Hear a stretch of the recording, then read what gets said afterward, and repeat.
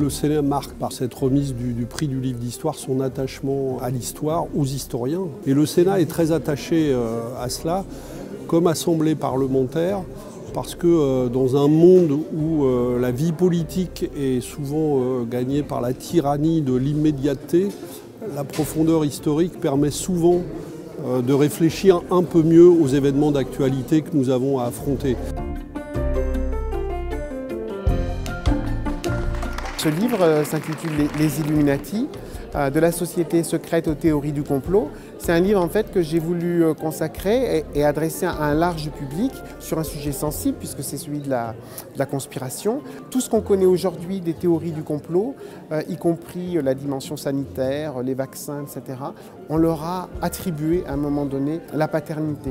Donc c'est faire vraiment une histoire de nos peurs, aussi bien anciennes que les peurs d'aujourd'hui.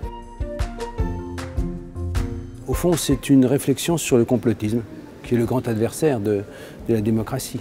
Et par là même, ce livre répond exactement aux 3 critères que nous nous fixons, c'est-à-dire la qualité des recherches, d'autre part son accessibilité à un large public, et enfin pour sa portée civique. Nous sommes au Sénat et nous n'oublions jamais que l'ouvrage que nous choisissons doit répondre aussi à la nécessité d'instruire les citoyens qui le souhaitent.